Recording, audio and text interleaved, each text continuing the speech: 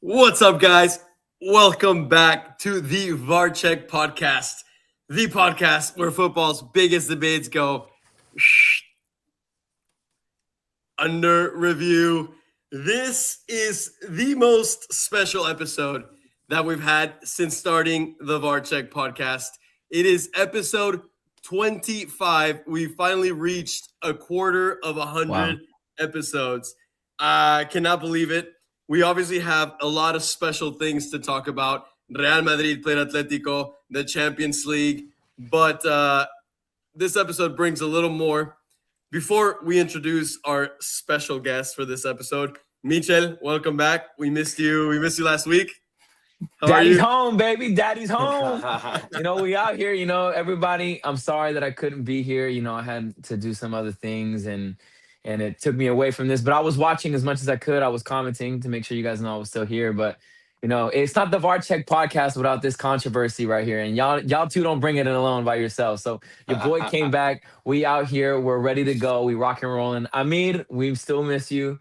But I can't wait to get started. Yo, what a week for us. We'll get more on that, but it's good to be back. And 25, honestly, which is crazy that we're here. I can't wait to see what the next 25 is and when we got half 50 and then 100 has got to be something big. But we thank you to everybody who's been with us since day one. And thank you to everybody who this is your day one with us. So we're super excited and we only up from here, baby.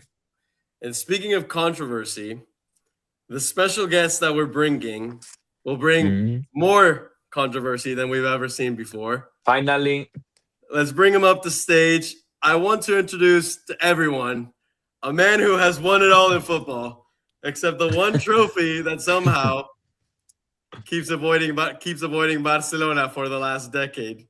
Coach of America's youth academies, an exporter of talent to Spain, a self-proclaimed football genius, and a man brave enough to come on this podcast as a Barcelona fan and also happens to be me and Ricky's cousin.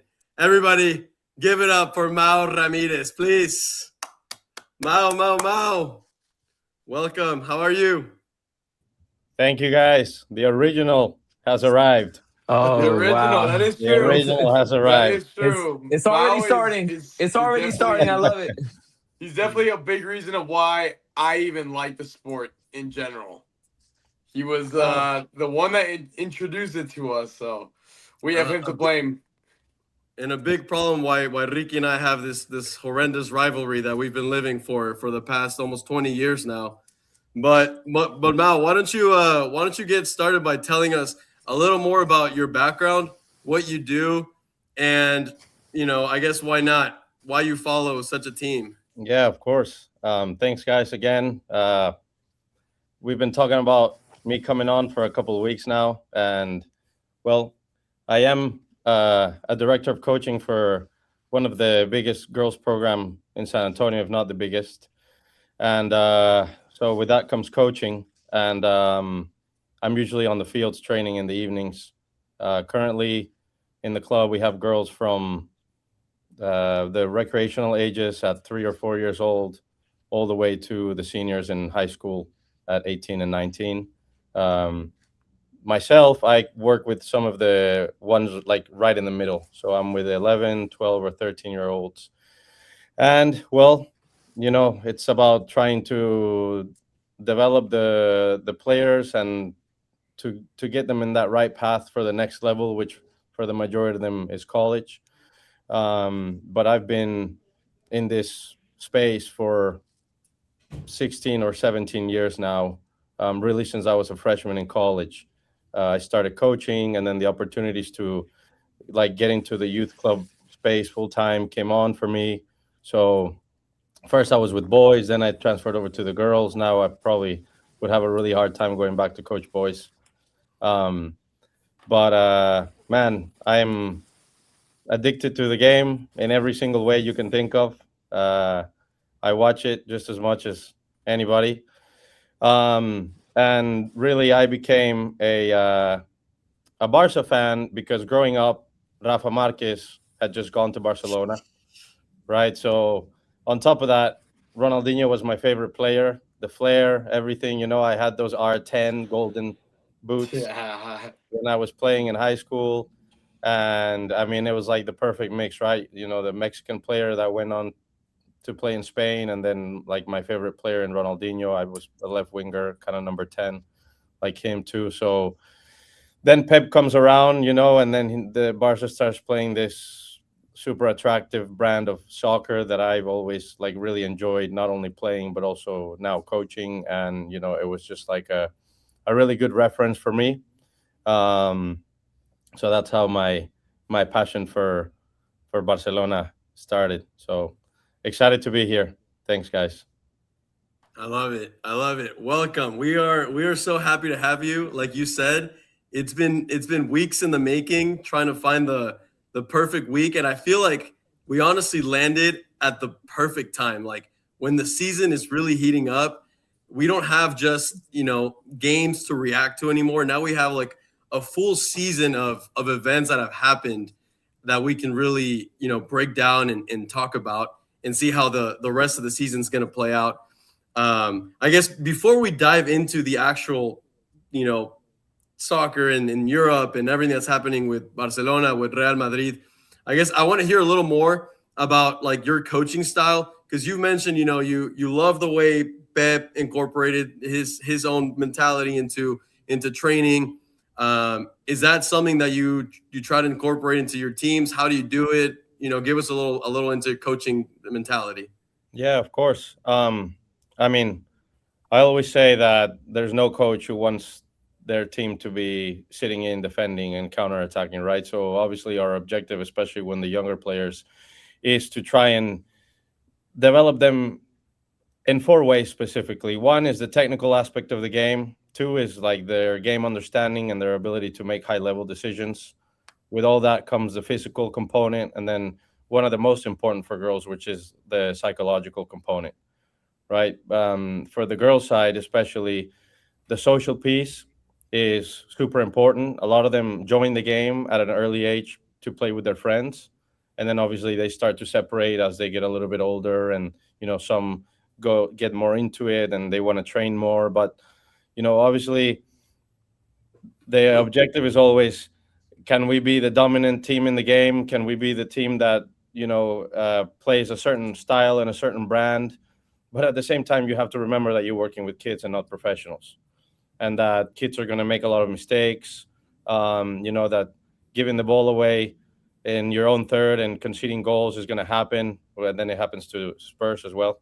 But, I mean, ultimately, you got to remember that piece, right? That you're not dealing with professional players, that you're dealing with young players that are starting to learn the game or getting to the game, and that a lot of the girls in this country actually don't watch the sport. So you're really trying to hit a lot of levels, such as like educating them from a game film standpoint. I think you go out and you watch a boys game and all the boys are trying to do every single move they can. And then the girls, the game is a lot more structured. It's a lot more like organized. It's more possession based. Here in Texas, the game is very, very fast. It's very athletic. The difficult thing for us is we have to compete against some of the biggest markets, which is one of them is Dallas, Houston, Austin, Colorado, Oklahoma. So, for us to be competitive in that space is really, really difficult. So while we want our teams to play a certain way and we hope and wish that in every game we could play that style, we also have to be realistic and understand that in a lot of the games we're punching above our weight, because these markets are much bigger than ours, because they have thousands and thousands of girls to choose from and we don't. So, right, you're trying to teach the game. Ultimately, you want the players to develop technically and to make high-level decisions. And sometimes high-level decisions is to counterattack, right? Yeah. And so there are games where we have to do that. But, I mean, ideally, yes, we want to play a certain way. It's not always possible. I wish Barça had that mentality. If so, maybe they probably would have already won a Champions League by now. Well, I was just gonna say, I'm super excited, Mauricio, to have you on the pod. And it's really great, I have a couple of questions for you. I do want to say though, and it's crazy that we're talking about high level decisions and you're a Barça fan, but we're gonna skip past that. I'm sure we'll come to that debate here later. Now, actually, for everyone watching, this is gonna be a treat for you guys. I don't mind if we go over time today. This is our first special guest here, Mauricio. We're gonna give him the time, but I do want to ask you a serious question because my dad was a coach. When I was younger, he's always coaching the youth as well. And you said something that was really interesting to me because my dad was the inverse. My dad started off coaching myself, obviously, and then boys. Then my dad actually ended up coaching girls high school soccer in San Diego. And I think one thing that you were mentioning, that is really important is the social aspect of the game. Yeah, you heard what I said, brother. You heard what I said. You know what it is, Alex the boss. But my dad was telling that was actually something that was really hard for him because my dad is very strict. He was very game oriented, and my dad was like, "Dude, I couldn't handle when these teenage girls were coming to me during practice crying that their boyfriend broke up with them or so on and so forth, like real life things that are happening." And my dad went back to training and coaching men's soccer as well. So I found it really interesting that you were the complete inverse. So I want to know why that is, what it is that you see in the girls' game, and maybe at that age range, or if you've coached higher in age versus coaching men's soccer. I know you kind of touched on it with they're a little bit more, interested in their own stats, but I wanted you to kind of expand on that a little bit more. I've worked with boys and girls of all ages, like literally from the youngest kids at 3 or 4 years old all the way to some of the oldest. I've had senior teams, I've had younger teams. I mean, it's been like almost 17 years now coaching. So I've been lucky enough and fortunate enough to be able to experience everything. I think the boys' game, as I was saying, it's a little bit more like freestyle, right? The boys are, in the way that they play, a lot more individualistic. The boys, they are competitive by nature, and so they don't need like to connect with the coach to be able to go out and try to win a game, right, or compete at a high level. The girls is the opposite. The girls play for the coach, and they'll compete because they love who they play with and for. So, this is something that I like about the girls' game. Obviously, from organization and listening and like buying in, the girls' game, especially at those younger age groups that I coach, they're like, if I tell them run through the wall, they will run through the wall, right? And if I tell them you need to try and play this way, and I don't care if like the other team is pressuring us, we're going to open up and we're going to try and play out, they're going to do it. Okay, with the older players, especially the boys, that's a lot harder to do, right? The boys get emotional. There's cards like flying the whole game, yellow cards, red cards. I mean, I've had to deal with boys that literally get a yellow card every game, right? So from that standpoint, like for me, it's a lot harder to manage. And I've coached enough where I think now, like, I get to pick who I want to coach, right? And so for me, in the stage that I am, where I don't need to be, I have two boys at home. They're young, they're 6 and 4. Like, I'm already chasing after two. Like, I don't need to be chasing after more. I want the players that are driven, that are, there to learn, that are passionate, that are, wanting to be coached. And so at least in the environment that I'm in, that is basically the girls within this age range. I have worked with some of the older girls. It's not as exaggerated as the boys' game is. But still, the problem with the high school girls is that now the social piece becomes way more important than the soccer piece. And again, I want to work with the players that are driven and the players that their priority is soccer. And so when the girls get into high school, the boyfriend and the parties and all this other stuff, right? We're now training hard or showing up on the weekend to compete 100% is no longer a priority. So I found this space that I love the most, that I really enjoy, and I enjoy working with those players, and the players respond really well to me and to my coaching style. Could I do it with the boys? I could, but it wouldn't be the same experience for me. So, I mean, I've gone through my licenses. I have my A license in coaching and my director of coaching diploma. I've done a lot of certifications, and so after 17 years almost, I've kind of gotten to the point where, I'm the director of coaching, and I can basically say these are the teams that I want to coach, right? That's in the awesome. club. So I find it ironic. You brought up that you have 2 kids, 6 and 4, and ironically, both of them are guys. When you've got this passion, you've earned this passion with coaching girls. Is it time to try for the third one? Maybe it's a girl. No. No, that's it. The factory is closed, guys. Factory is closed. The factory is closed. So, I guess final thing before we move on to talking about Barça, Real Madrid, etc. I want you to tell everyone a little bit about the, I guess, I don't know if you can call it academy, but the project that you started a couple of years ago where you take some players abroad. Yes. So, along with a colleague of mine, we started a company called Football Tours. Okay. And my colleague's name is David. David is older than me, and he had been through some connections in Spain. His wife's from Spain, from Granada. His family obviously is over there, and he had connections through the Spanish Federation with coaching and coaches from Granada, coaches from the Federation, and what they did is they started to create this bridge between the U.S. and Spain, where first they were taking kids from Spain. He used to live in New York then. They were taking kids to New York to train. And then they started doing it the other way. They started taking the kids from New York to train in Spain. When I was the boys' junior program director a long time ago, I brought in David basically to work in the club. And that's how I met him. He kind of got away from the bridge between Spain and here for a while. And a couple of years ago, this summer will be our 3rd summer, we wanted to restart just around this time 3 years ago in March. We wanted to restart that project. And we took, I believe it was like 15 kids 3 years ago to train in Granada for a week.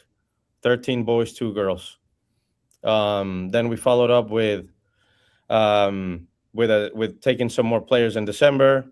We've done immersion experiences where we send kids to train over there for 3 weeks, right? So it's basically they're full in the Spanish culture.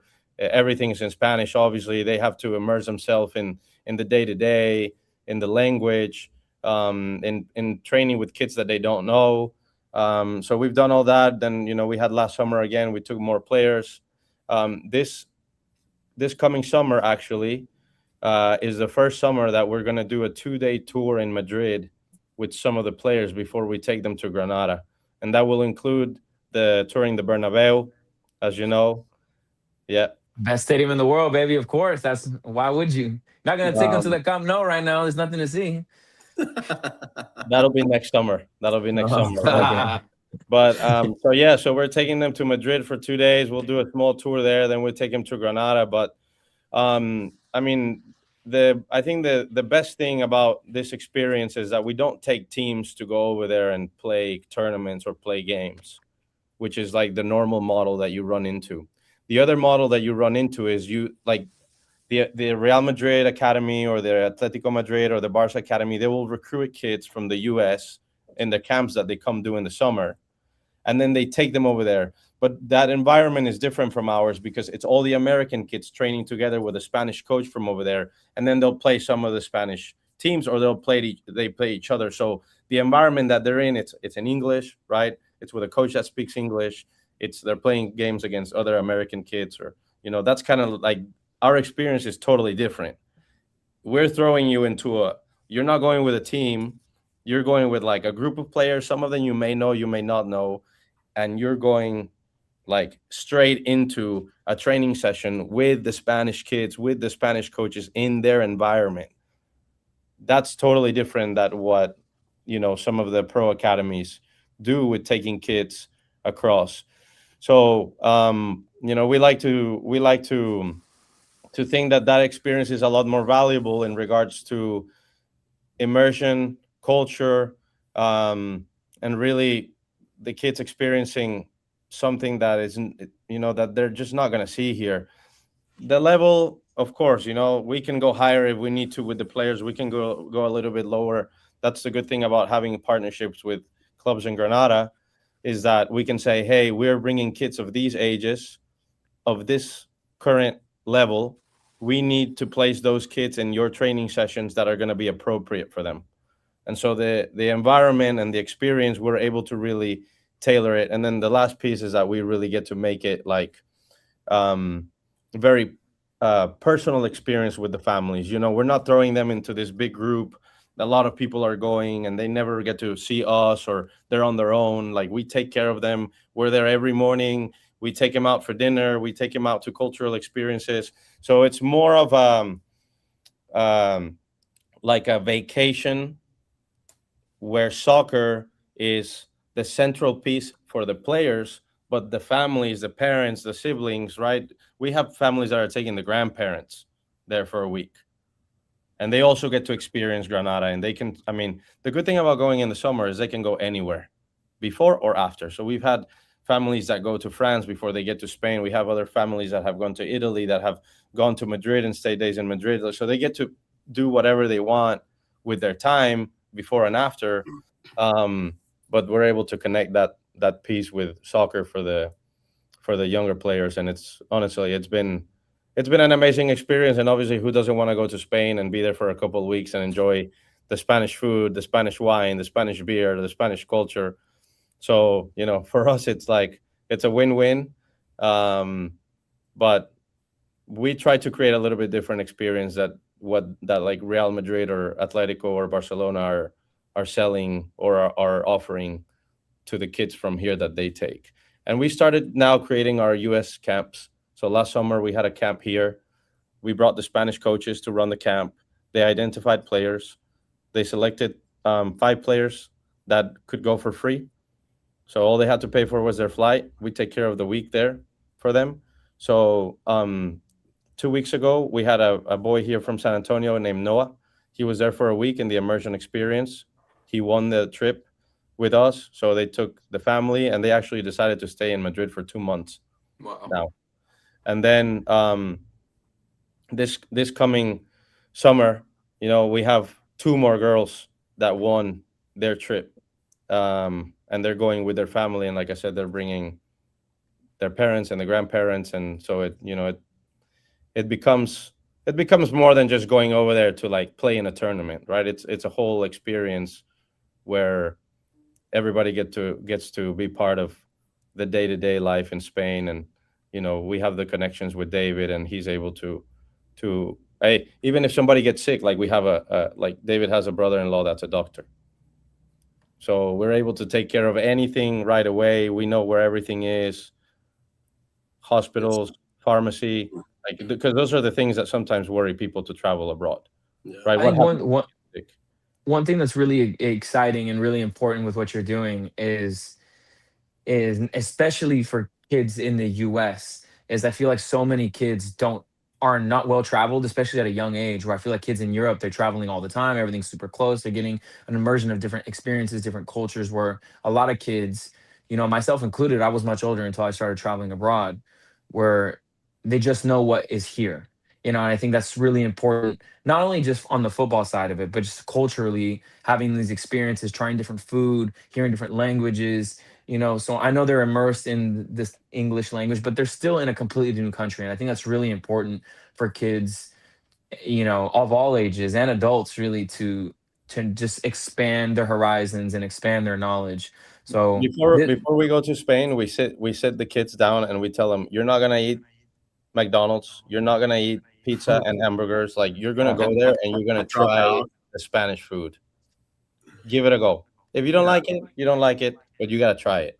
So I can already tell he's an amazing dad. I can already see it. Other than the fact that he's gonna try to force Barça on them, and for some reason his 2 sons are gonna be Madrid. I try to bring him the Madrid jersey. Guess what I got them for Christmas a few years ago? You already know. Yeah, and every time I bring the Madrid jersey, it ends up. Honestly, they have jerseys from like multiple clubs in Spain. They have Betis, Real Sociedad, Granada. They have Atletico, no Real Madrid. They have the Barça shirt. We're gonna keep trying. They have Mallorca. I mean, my dad's gone and got them jerseys. So, I mean, it's cool. The little one, he likes soccer a lot. The older one, he's more interested in other stuff. He just, he's gonna be an artist. Yeah, it's different. But the little one, yeah, he works hard. Now, let me ask you. Today, he works Let me hard. ask you a question. And before we move on to these topics, between the two of them, who's the better player? Between the two of them, that's that's tough. Honestly, they're different. This guy is so media trained. It's crazy, bro. They're different. It's like you're trying to compare like a center back with a forward, or like they're just different. They're different. All right, I want to hear attributes then about both of their games. This is a twist I didn't expect. Yeah. That's what I bring. I mean, we're gonna tear into each other here shortly, but everyone wants to get to know you guys a little bit more. I mean, he obviously has a lot of knowledge about the game, so it's easy to critique ourselves and talk about ourselves. But I'm curious to hear what he thinks. We played indoor a few years ago.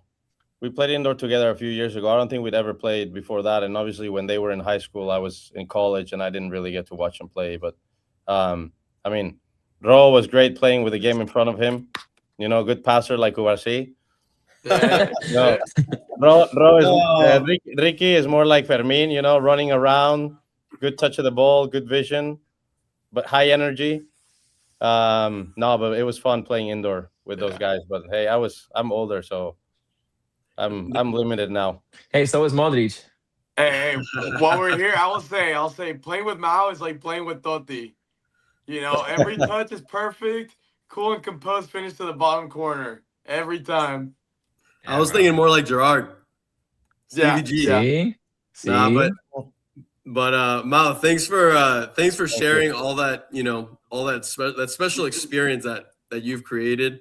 Honestly, I feel like ever since the U.S. didn't make the World Cup, almost 2 World Cups ago now, I have felt and I've seen just the improvement in the sport in the country, and I feel like you're a big part of that reason. So I mean, I'm sure you've already had a few like big breakout talents that get scouted and actually end up going, but I hope they continue growing from here, and the program just keeps growing and getting bigger, because it's really a special thing that you and David put together. I mean, I can tell you that in this time that I've coached, the game has grown a lot and it's changed a lot, and the landscapes, I mean, it's dramatically changed. Obviously, there are things that still need to improve. The way that the parents sometimes, get involved with the kids is difficult. That's always the worst part, bro. Yeah, but the leagues are doing some really great things. Like the ECNL, the Elite Clubs National League, is one of the largest leagues in the country for girls. You have the MLS Next on the boys, with a homegrown pathway with the Pro Academy. So that can be a conversation for another day and a couple of bottles of wine. But the U.S. is definitely making progress for sure. Yeah. Mau, I'm going to need you to help settle this debate that Mitchell and I have. Okay. And I don't know if I'm right. Mitchell is more – we always talk about Barcelona's high line. We know it's a problem.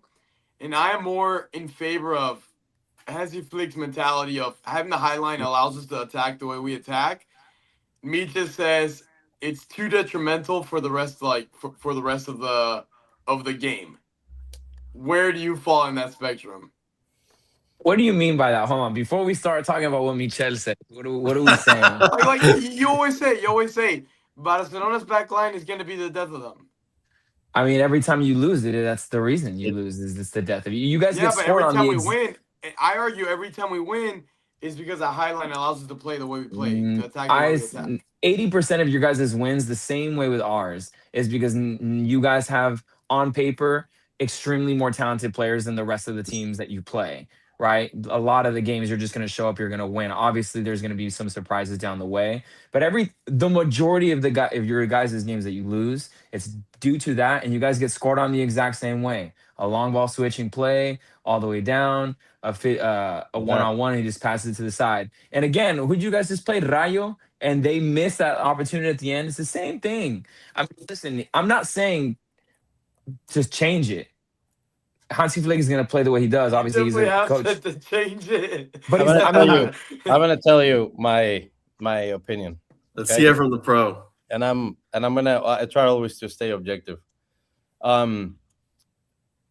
Being a coach and being in there with the players, and you're there every week, and you obviously have your ways and you have your philosophy, and like you do a lot of work to create a game model, and like you want to manage every moment of the game for your team.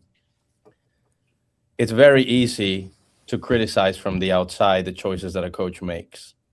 Very easy. It's the easiest thing to do. It's like I tell the parents, right? The easiest thing is for you guys to be over there on the sideline and go, why does the coach play this formation? Why do the girls do this? Why do they play this way? Why do they play out of the back? Blah, blah, blah, right? Why do they play from the goal kick? Why don't they just go long every time? The easiest thing to do is to criticize without being in there in the day-to-day. That guy's a pro. He must have a reason why he believes this is his way of winning. You look at the Champions League final with Bayern. He was up 1-0 against PSG? Mm-hmm. Yeah. I think last minute of the game, the line's at the halfway line, right? So this guy won everything. Now, would I ever do that? No. I'm like, hey, I'm up 1-0. And I'm like, come back a little bit, right? But that's where I think it's really hard to like judge and say, well, like they shouldn't do that, but they should do this. They should play this way. This guy is a pro, right? He is one of the best coaches in the world. There must be a reason why he believes this way. And if he's like, well, I'm going to press all out as hard as I can, and we're going to give up goals this way. But if you look at the record, the statistics, blah, blah, blah, it's like. But here's the thing. The records are great, and Barça does win a lot of games because obviously the playing style is very effective for the majority of games. Yes.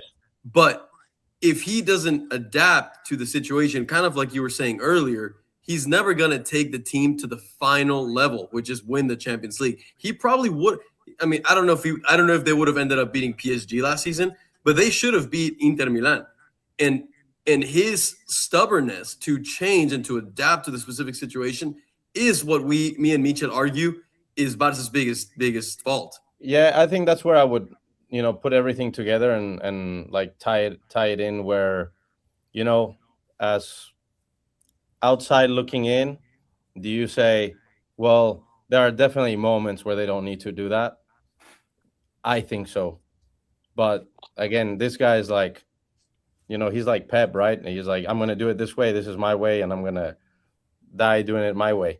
Well, if you look at one of the comments here, I mean, we don't need to adapt. We just need to make the highlight 10 times better. Listen, at the end of the day, you can. I'm not Flick. Obviously, like you're saying, he knows what he's doing. He's a genius. He's at the highest level you could possibly go into coaching. And he didn't create the high line. High lines have worked in the past, and they will continue to work after Hansi Flick. I think what I've been saying, especially the last few weeks, is maybe the high line works. I just don't think he has the players right now to execute the high line the way he wants to do it. Because if you're going to say like, okay, well, every now and then, like it doesn't, all right, cool, I get it. But Ricky's been saying it, Amir's been saying it, the people in the comments have been saying it. The high line has been a problem for you guys. So maybe it's not about adapting. Maybe it's not that it doesn't work. At this moment in time, you just don't have the players to execute what it is he's trying, the idea that he has. And maybe that will come over time and trial and error, and that's fine. But I think what Rodrigo's trying to say is we're talking about right now, especially your pathway to the Champions League final is a lot easier. The hardest team you're going to face is Arsenal on theory, because I do think you're better than Atletico Madrid. I cannot my Atletico, eh? I know, but if we're betting men, I mean, I think that's going to be your hardest thing. Newcastle, and in the first half, I'm like sitting there, like having a heart attack, right? Going, what, like, Jesus Christ, like this seems like a basketball game, NBA game. Right? We're just going back and forth, like super fast. This does not favor Barca, right? Obviously, against a Premier League style, I'm like, you're like literally playing with fire. And you go through your problems, but then look at what happened, right? I'm definitely more in my approach. Even though I'm very offensive style and attacking style, I'm definitely more on the conservative side when it comes to like trying to keep a lead. Mm-hmm. For example, if I know like I'm up 1-0, the other team's good, whatever, I'm not going to take as many risks at that point, okay, or if the game is close or whatever, I'm going to try and, come in a little bit, be compact, like pick our moments, still press and try to win the ball high. But hey, like we don't need to step up to the halfway line here. We don't need to take this risk. That's my approach. I mean, look, he's the coach of Barcelona for a reason. I don't know. Yeah. And then you have Mourinho, who could tell you he could sell you a completely different idea. And we try to also educate the parents, right? And we try to tell there's no right or wrong way to play the game. There's no better or worse, right? You have your ways that you believe is the best way for your players. If Hansi Flick believes this is the best way for the players, does he have 1 through 18 or 1 through 23 every player that he wants to play this system? Probably not, and probably no coach does.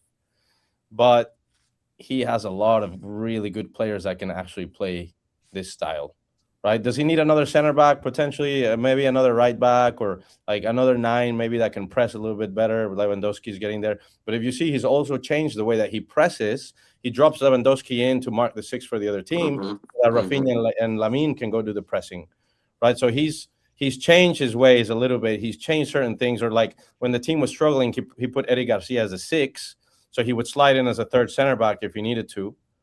Okay, he found different ways within his style to try and help the team be better without going away from his principles, right? And I think sometimes that's the hardest thing as a coach, is like you have your principles, and while, as we say, like the principles never change, the formation can change, the personnel can change, but the principles don't change. So if these are my principles, I'm going to stick to my principles, and maybe it means I've got to put 3 faster guys up top to press harder, right? Or to have a better press, or maybe my 6 needs to be able to cover more ground, or my center backs just need to be the fastest center backs in the world, right? But ultimately, like he's not going to go away from his principles. He could be winning the Champions League final 1-0, and he's going to be up. He's going to be up there. So are you in favor of that? Are you whether or not he's going to change it or not? Are you personally as a fan in favor? I'm not a huge fan of it. But there you go. So we've now talked a little bit about one of Barca's biggest weaknesses, something that could potentially hinder them from going all the way. But on the other hand, I guess, Mau, I want to hear, in your opinion, out of the top European teams right now, who's got the best offense? PSG and Bayern are scary. And Bayern are really scary. PSG, obviously, I mean, they're first of all, they're the champions in Europe.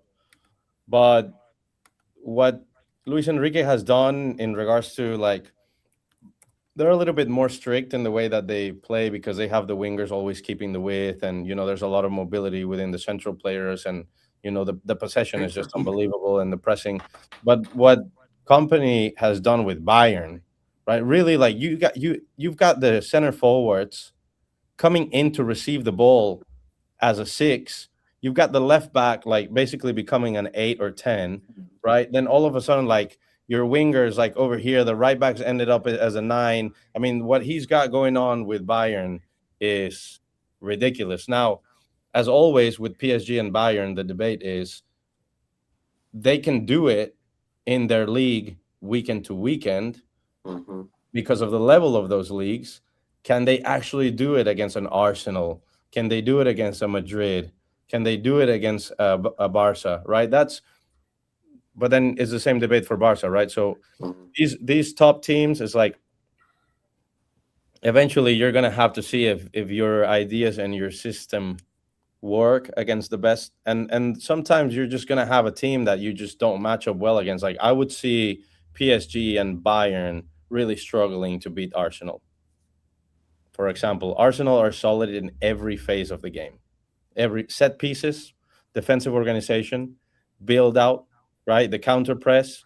So that's where they're probably not the best in any of those areas, but they're really good. Maybe the set pieces, right? But they're really good in all of them. And then you have like Bayern that are the best in their mobility, and then like PSG and the way they attack and the wingers and all. So you have these teams that are like the best in those things. Well, you know more than anyone that the beautiful thing about our game, and the most heartbreaking thing about our game, And pretty much it's been like our last few Champions League finals, that we won. You can say that we weren't the better team, and that's the crazy thing is, unfortunately, the better team Awful. doesn't mean that you're gonna Awful. win. Awful. That's where you can get into that debate of what's better, what's worse, what's the right way to play, and what's not. I mean, ultimately, it's about scoring goals and scoring more than the opponent.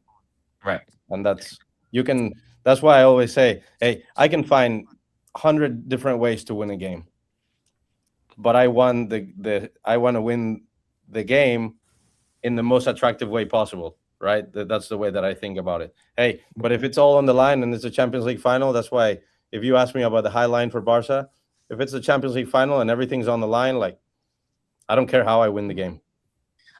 We're not going to change it. Disagree. We were talking, we've been talking a little bit about, the offense and stuff.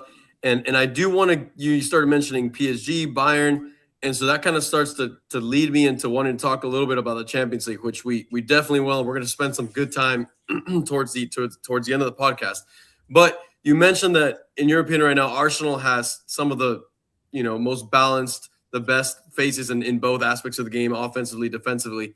But obviously, as we all saw this weekend, Arsenal lost their final to Man City, which was, in my opinion, one of the biggest moments for Arsenal in their past, 10 years, given that they've barely won trophies. And this was their chance to start making a statement and really start guiding their season to the season that, they're promising to be, where they could actually win it all. But unfortunately, they ended up losing. I don't know if you saw the game or not, but what do you think went wrong? It's not so much about what went wrong. It's about what Pep did. The press that Pep set up, right? He put the front four, right? But he was not pressing the center backs. He was letting the center backs have the ball, right? Just put a line right there. Yeah, what he was doing with the two, well, it was the 9 and the 10, right? The center forward and then like the attacking midfielder, is he was, it's what you call like shadow defending, right? So they were basically shifting to deny the pass into the two holding midfielders, which were Subimendi and Declan Rice. Mm-hmm. So you're basically, it's like, we call it like setting a bait, right? You're trying to throw a bait and you're trying to set a trap so that the opponent will fall into the trap and then you can recover the ball. So City was trying to force Arsenal to have to play to the outside backs. And when the ball went to the outside backs, what the wingers were doing is they were cutting off the pass down the line and forcing Arsenal to either have to go back to the center backs or have to try and play inside where they were man-to-man. Mm-hmm. So what does that force Arsenal to do? Is like, well, you almost have to skip that first line. You have to play into the targets, which can be like your center forward, like Gyökeres or Havertz were like the two more central players for Arsenal. But at that point, like the ball's in the air, it's 50-50, right? So City can go up there, the Ruben Diaz or the center backs, they can go up, they can win the 50-50. And now if Arsenal plays that ball and they receive it and they play underneath, like it's counterattack against City. So, I think Pep has studied Arsenal so much and tried to do something different that maybe Arsenal were not expecting. And the plan worked for him. If they were to play again tomorrow, would this plan work again? And Arteta made changes? Maybe not anymore. But that's the beauty about the game, right? Like you can have two teams playing each other, as we well know, and you can have one result on one day and then they play again the next week like the Champions League does. And the game can be totally different because everybody moves their pieces, right? And they change their tactics and their strategy. So I think it's more credit to Pep and Man City than Arsenal not doing. I think if you're Arsenal and you look at the position that you're in, if there's one trophy that you would be okay not winning, is that one. Sure. I think it's a perfect segue because you're talking about playing, Arsenal, Man City playing each other again in a short amount of time. Would things work? You guys, more than anyone, are going to find out exactly what it's like to play Atletico Madrid back to back to back. Yeah. So I'm curious to see because, obviously the first leg didn't really go your guys' way. And then in the second leg, you guys completely dominated. And that was partially because Simeone knew he was just going to park the bus, and he said, "Listen, if you guys are going to score 4 against us, congratulations, you can have it." You know what I mean? But we're betting on us that you're not going to score 4 or 5 or whatever the number was, right? Yeah. So I'm curious to hear your thoughts, your opinions, and Ricky and Rodrigo, yours as well. The challenges of playing a team like Atletico Madrid or whatever so many times and within a short amount of a weekly span. Before you answer, Mo, I guess to that, I was thinking about it this morning, and I was like, okay, great. Madrid did their job. They beat Atletico. It puts Barça in this tricky situation now where they're coming up against Atletico as well, especially before the Champions League. Surely, it's a better chance for them to draw points. But then I started thinking, and I hope I'm wrong, but Atletico, in my opinion, has nothing left to play for in La Liga. Their main focus is now, can we beat Barça again in the Champions League and make it to the semifinals? And then can we potentially beat an Arsenal and make it to a final again? They don't care about La Liga. So in terms of Madrid's perspective towards La Liga, it makes me feel like Atletico could just go out there. I'm not saying they're going to throw their game, but they might just rotate a lot of players thinking more into the Champions League and make that first game a little easier on Barça. I'm curious to hear, Mau, not just your thoughts, Ricky, you as well, but that's something that I was thinking about this morning. You could say the same thing about Barça, though, that they're going to want to take advantage of Champions League and maybe not do a full... because Barça is right there for the league. Like, they can't afford to drop those points. But I'm saying maybe you're not doing a full rotation, but maybe you're... Again, we don't know what's going on in training. We don't know what's going on behind the scenes. Someone has a little bit of an irritation here that we wouldn't really know about. Okay, maybe you sit them for that game against Barça or against Atletico because you want them to be in the Champions League tie. Well, sure, but that's because of an injury or something potentially going on. But I know, but I'm giving you the example. I'd like to hear Ricky's thoughts, and then I'll give you mine. I mean, I agree. I think if anybody's going to take it easy for any game, it's going to be Atletico for La Liga. I mean, they're a point behind Villarreal. And what difference does it really make being third versus fourth place? Maybe a little bit of money at the end of the season. But at the end of the day, both teams go to the Champions League, right? And I think they still have to play Villarreal. I have to double check that. As far as Barcelona goes, I mean, they're top of the league with Real Madrid's pressure. Knowing that we still have to play them May 10th, Barcelona does not want to slip up any points right now because that makes the Champions League harder, right? Because then you have to fight for every single little point. I don't think that we're going to win all 3 games. What I'm hoping for is that if we lose one of the Champions League games, that we outscore them in the second one. I think that's what we're hoping for. I'll give you my thoughts.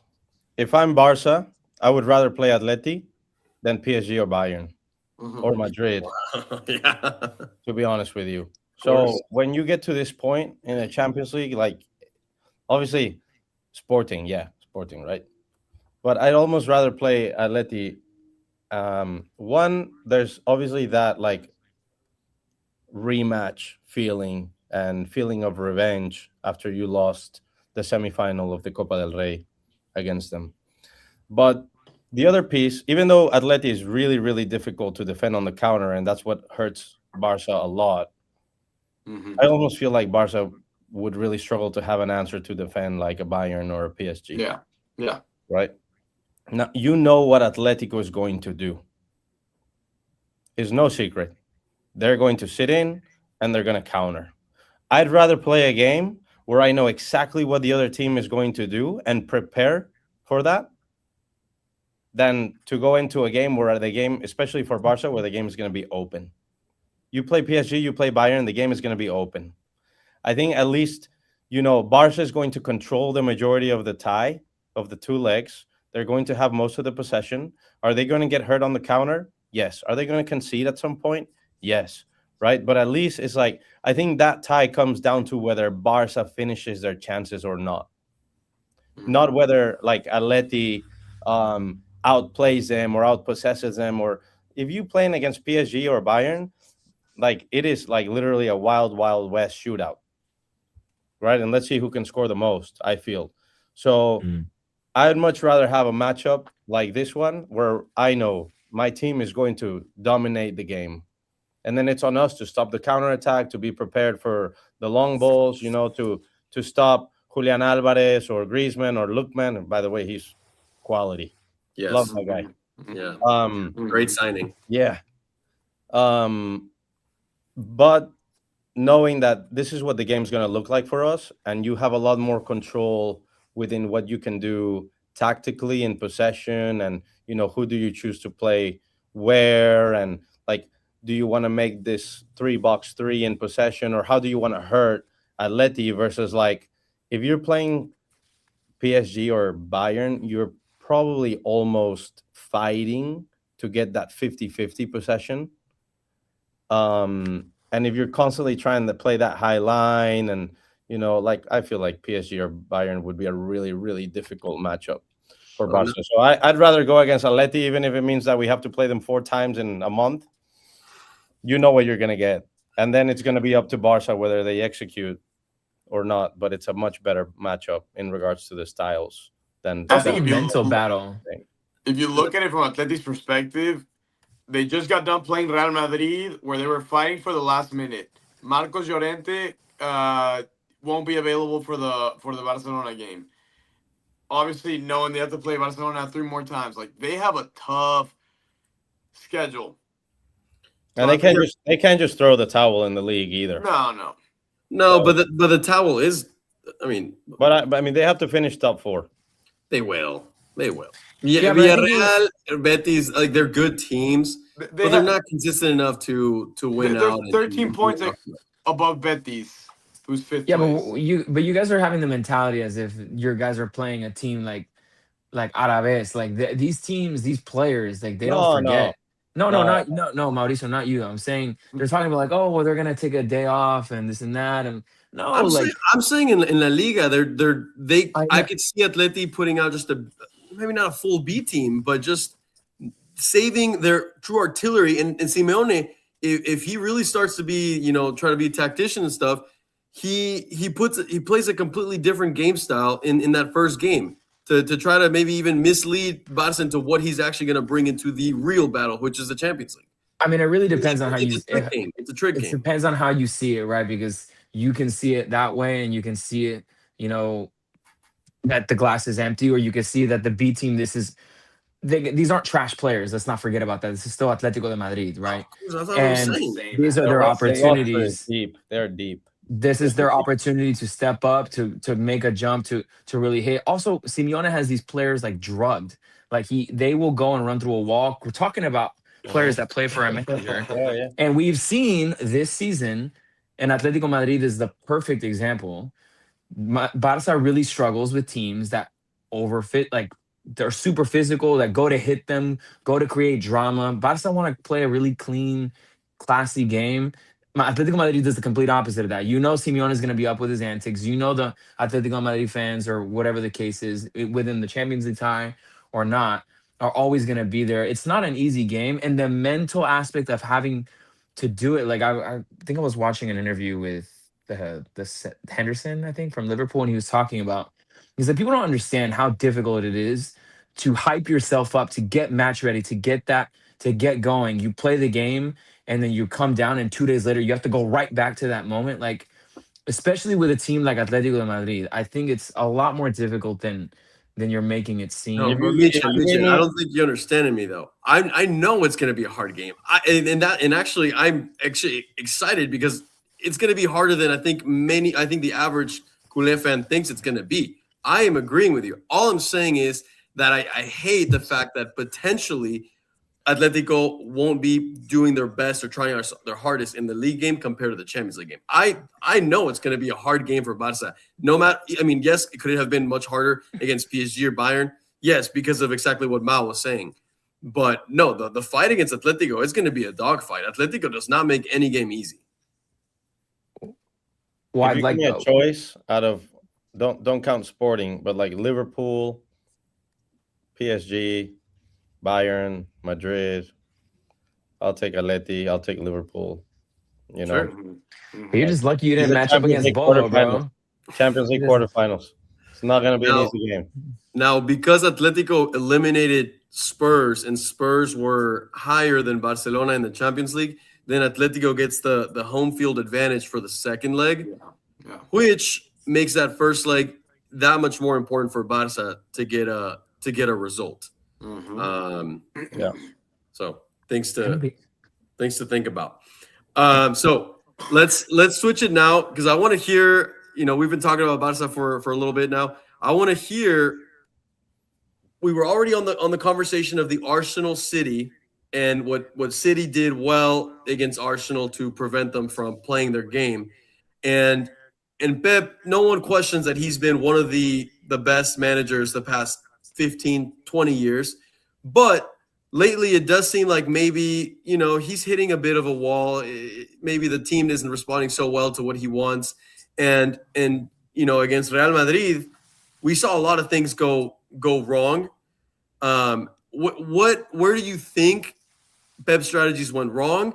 And also, at the end of the Man City Real Madrid tie, it almost felt like maybe Pep's time at City is done. But now maybe after they beat Arsenal, maybe not so much. Where do you see Pep Guardiola, City, Madrid, all of that?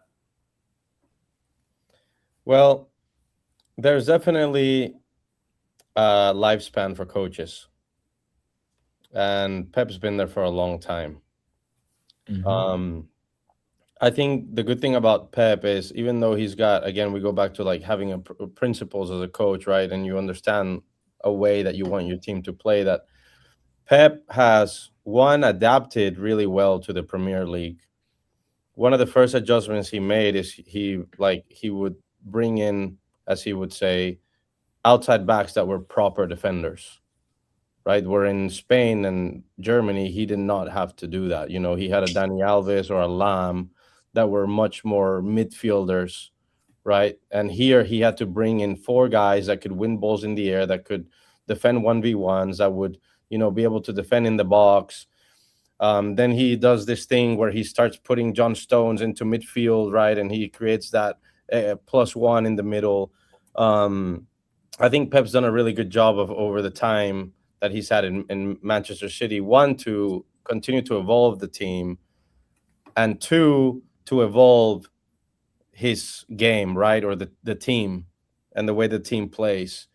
One thing, though, that I heard from Roy Keane after the first game against Madrid really resonated with me. And it's like, and I like Pep a lot, so I'm not trying to, say that Pep has an ego. Everybody has an ego, right? But Roy Keane said that sometimes Pep's ego is so big that he will make changes for big games that he doesn't need to make, just to show that it was him and his tactics that won the game, right? And he made some decisions in that first game that you would really question about why, right? Certain players had been playing in a certain role. He went with this like 4-1-3-2 system at first, that he's not ever really played.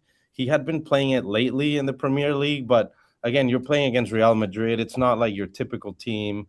I think just, some of those, look at the Champions League final that they lost against Chelsea. Like he went into that game without a holding midfielder. He played with no Rodri or Fernandinho, right? So it's like sometimes he just makes these decisions, whether he's overanalyzing the game or he's just like, be the star.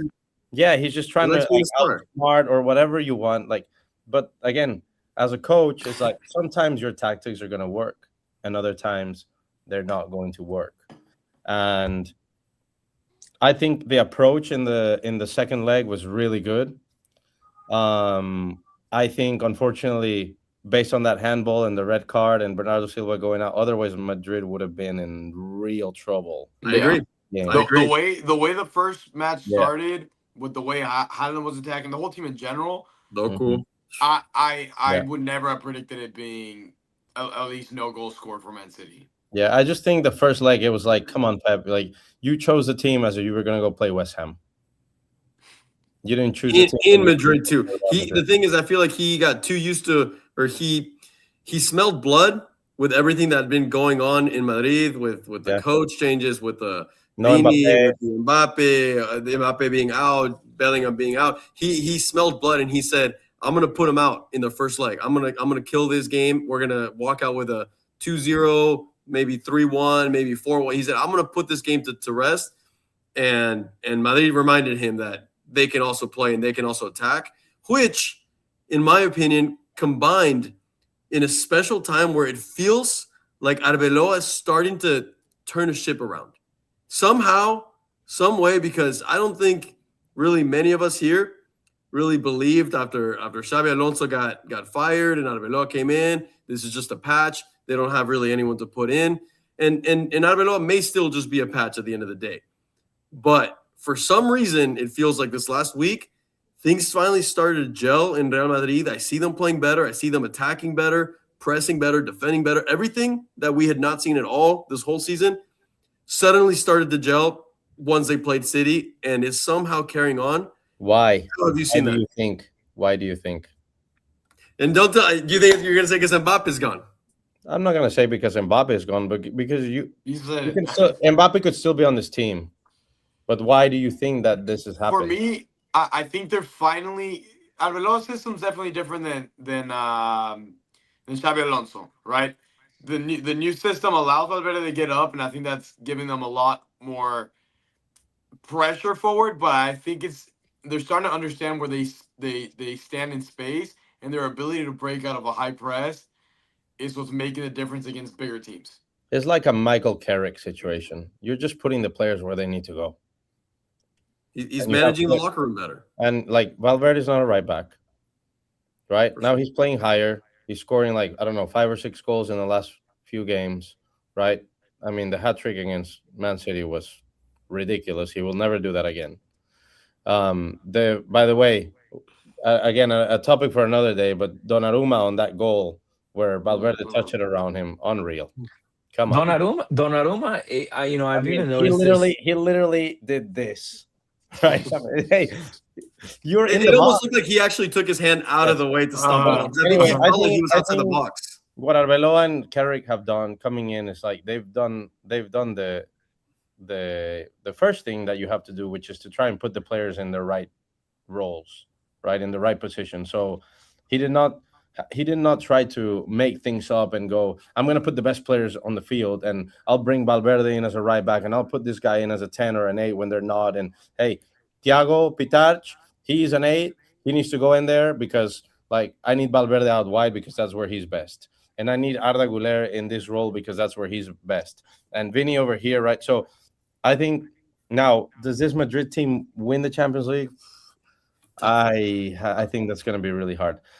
But I think they've clicked, and the overall the game for Madrid has been better because you're playing the players where they need to be playing. Same thing is happening with Carrick and Manchester United. Amorim was trying to play the system, the 3-4-2-1, right, and put players out of position. But Bruno Fernandes was playing like a holding midfielder, and you just need to put the players where they go. Things are going to flow better. You also have players that are more willing to work hard for Madrid on the field right now. When you combine Vinicius, Bellingham, Mbappe, Arda Güler, I mean, Rodrigo, you're not getting a ton of work defensively from those 4.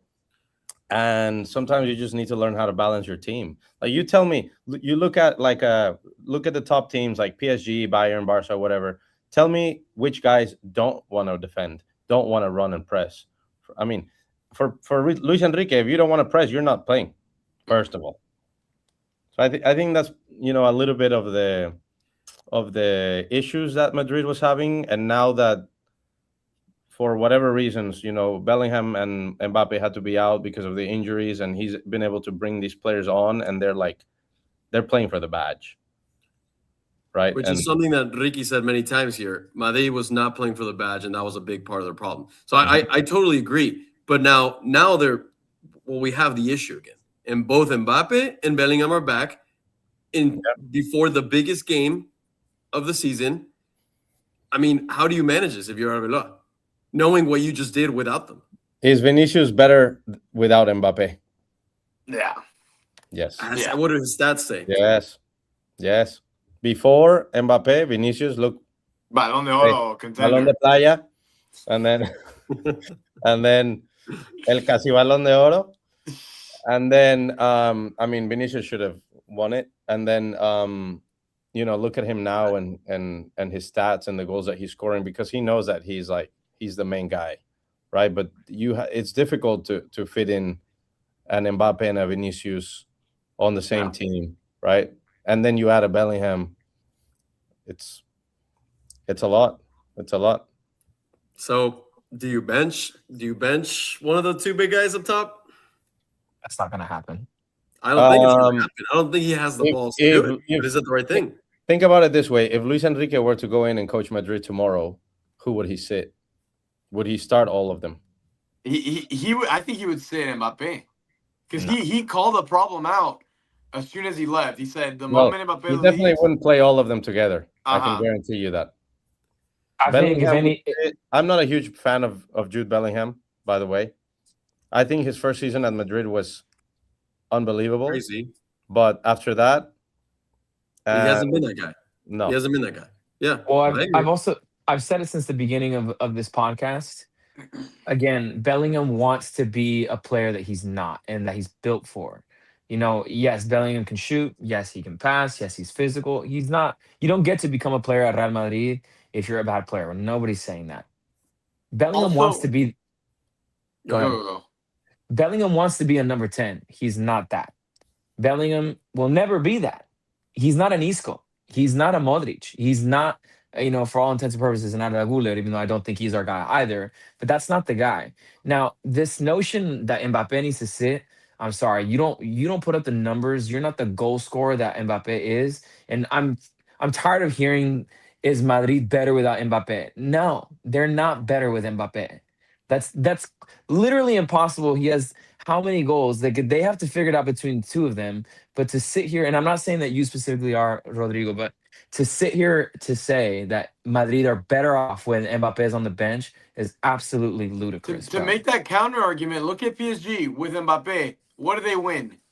Absolutely nothing important. The moment he left, Luis Enrique had the whole team playing for him. He had Mosquito, Dembele running and pressing like a maniac. He had the whole team set the way he wanted the team to play. It's not a game of one player. It's a game of 11 against 11. You're right, but if I want a player who's going to step up in the biggest games, especially if we're talking about Madrid getting a win over Rayo Vallecano on a World Cup final and still lose. Yeah, but that's not his problem. That's not his fault. I'm not saying that Madrid is better without Mbappe on the field. I just don't think you can play all of them together. I think if anybody, Bellingham should sit. Now, the problem is, will he? I doubt it, because Pitac has done so well. So if you're going to play like a 4-4-2 with Vinicius and Mbappe up front, that you need 8 players, right, in front of the goalkeeper that are going to work hard. I think who are the other you know that you're going to get that from like a Tchouaméni and a Valverde. Like, who are the other midfielders that are going to do that? Is Arda Güler really that profile? I personally think Pitac needs to keep playing. I agree. He's brought something to this team that we hadn't seen, a certain pause. I'm not saying he's a Modric, I'm not saying he's a Cruz or anything, but he's brought a certain control to the game that other players hadn't brought. And I think that's also part of the reason why Madrid's been playing better in the recent weeks. And energy. Go ahead. I think if we want to look at Valverde's past few games, because we can all agree the form he's in is good for Madrid. I think this version of Valverde is not compatible with Jude Bellingham. They will both occupy that same role of coming in from the midfield as like a false striker almost, because that's where Bellingham really found his strength in his first season.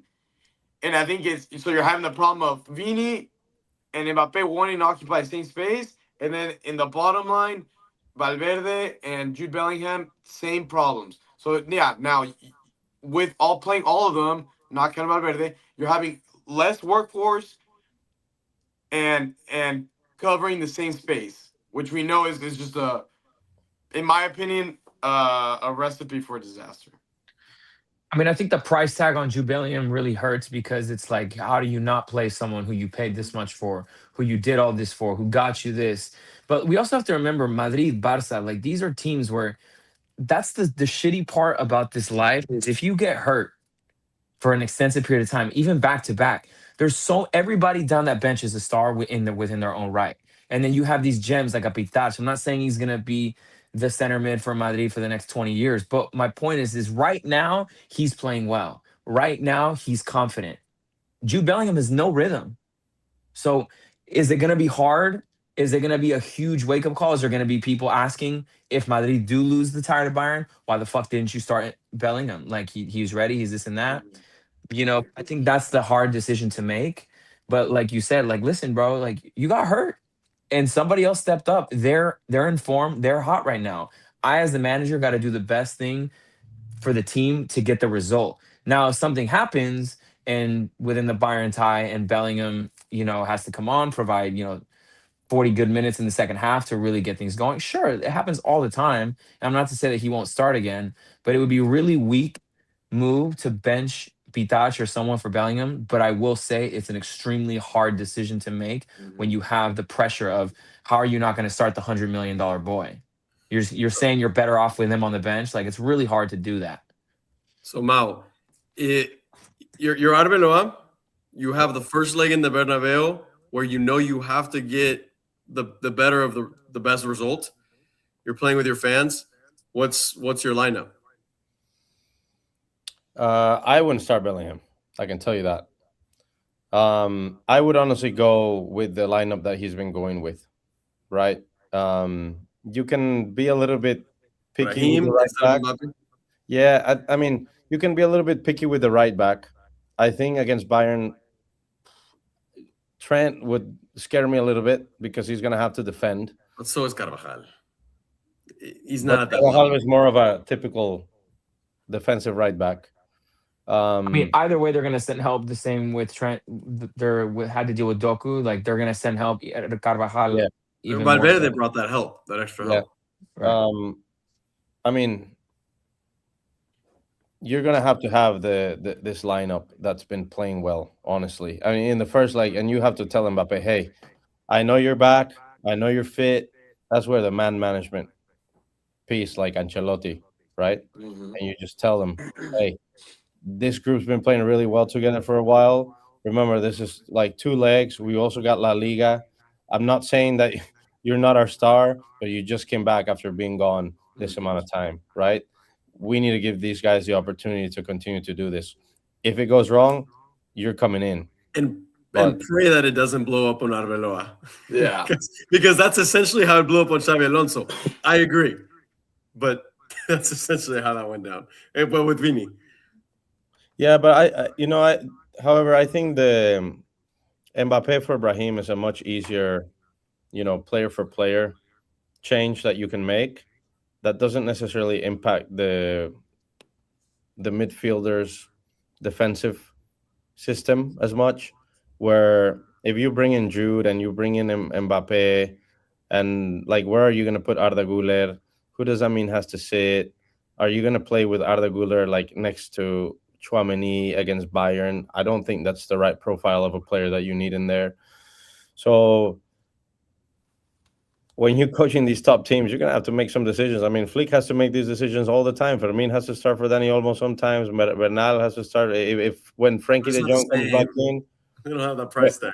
When Frankie de Jong comes back in, like who are you going to bench? If Koundé gets healthy, like what about Balde and Cancelo? He's been playing so well. So, I mean, it's good problems to have. I just don't think that Vinicius, Jude, Kylian, and Arda Güler are all compatible playing together for 90 minutes. It's just I agree. I mean, I just think Flick doesn't have the same, while he does have to make decisions and who's going to start and who's going to bench, just like every coach, it's not the same issue because Fermin, Olmo, all these players, while they're great, they're really good players, they don't have the price tag, the egos, the press behind them that can bring a ship down. And that's the big issue that I think Madrid is facing this year, and also the Galácticos that failed years ago. And that's their downfall. Now, let me ask you this, because I know we're going to be backtracking, but I'm curious to hear your thoughts on this because, we've talked about it many, many, many, many times, but do you think it was justified for Xabi Alonso to get fired given the circumstance that he had? Or do you think it was too premature? Do you think that Madrid would eventually caught steam with him? Or do you think it was the right decision to let him go at that time? I think being in the shoes of Florentino, you can smell every day if the team has trust in the coach and if the team is backing the coach. And if that was not the case anymore, it doesn't matter who the coach is. It's much easier for you as a president of the club to get rid of the coach than to get rid of the whole team in the middle of the season. And you're Real Madrid. You cannot afford to go a season not winning anything. So, it's a difficult decision. You look at a situation like Manchester United, they had to make a similar decision. Sometimes, a new voice and a couple of changes can make a world of difference. And I think, this is kind of what's happening with Arbeloa. It's kind of what's happening with Michael Carrick. And then it could be totally the opposite, like the Spurs, and you get rid of the coach, and this guy's come in and made it worse. Chelsea. So is it a coin toss? Yeah. But there's a reason why those guys are where they are. And he surely had conversations with the main guys in the locker room. And if Carvajal and Mbappe and Vinicius are telling you as a president, hey, it's just not working with this guy. We need somebody else. Bring in somebody else that's going to do just a few things different. It's just not clicking. It's too big of a change from Ancelotti. Whatever the reason you want, you have to do it. I thought Xabi Alonso with Bayern Leverkusen was unreal. Did an unbelievable job. Everybody thought he was going to be the right coach for Madrid. I still think he would be a good coach for Madrid at some point. I think this was just not the group of players for him, unfortunately. You put him in a group like Liverpool or like Arsenal or I don't know, another team like that, and you almost could guarantee that Xabi Alonso is going to do a really good job. But it's hard, man. That level is really, really hard. Really hard. We'll see. And so we're reaching the final minutes. This has now become the longest podcast of the VAR Check podcast history, episode 25. But I think this has been my favorite one. Yeah, I've enjoyed this one. Good. But we can't finish it without hearing who you think is going to be the Champions League final. I don't need to hear the specific champion because I don't need to hear your specific person right now. But I at least want to hear who you think is what you think is going to be the final, and then we'll sign off. Come on, Ricky, you go first. Well, I've already done it, but I'll recap what I said. Okay, so I'm gonna start on Barca's side. Barca goes through, Arsenal goes through. On the other side of the bracket, PSG goes through, and look, Real Madrid's playing good. I don't think they're gonna be playing better than Bayern. Bayern PSG, we've seen that final before. For me, Bayern right now is better than PSG. They're making it to the final. Barcelona, Arsenal will be a great game. Definitely a coin toss. I'm gonna be emotional. I'm choosing Barcelona. You can't say objectively, I think Arsenal's a better team right now, but I'm gonna be emotional. It's okay. We forgive you. PSG Barca. PSG Barca. The final that we were promised last year. That'll be exciting. We'll see. We'll see. Well, guys, if you've enjoyed this episode, and especially if you liked having someone that really knows the sport, that coaches it, that lives with it every single day, breathes it every minute, let us know down in the comments right now. Should we bring Mau back, or did we hear enough from him already? Is that enough? He's coming back for sure. You know what's crazy? Sometimes I feel like they're not even watching us; they're talking to each other in the chat. Like I was reading it, and they were asking like what the order for the Atletico Madrid and Barça games was in terms of stadiums. They're answering to each other. They're having conversations in there, and it's just hilarious to see that. Barça Cico here, who's one of the regular viewers. Bring him back for the Clásico. Which, by the way, right now we are hoping that Michel, who lives in New York, will fly in for the Clásico, which would make it that much more exciting. Maybe we can set up a big event of a Clásico. May 10th. May 10th. May 10th. Or 9th? No, May 10th. It's May 10th. One day or the other? They confirmed it for May 10th this weekend, I think. So yeah, May 10th, 2 p.m. I think we can do it. So, anyways, come on. Well, thank you so much for joining us on this special episode. Thank you guys. That was fun. We had a phenomenal time with you here. I'll let you have your final words. No, thank you guys so much. I really enjoyed it. This was fun. I mean, if there's one thing I'd like to do is to talk soccer, and I know we could keep going for another couple hours easily. Oh yeah, easily. We'd love to be back. Appreciate it. Awesome. Guys, thank you for watching. Make sure you hit the like button if you're still listening. And without further ado, we'll see you next week. For now, peace out. Visca el Barça. Y Vizca Cataluña. La Madrid.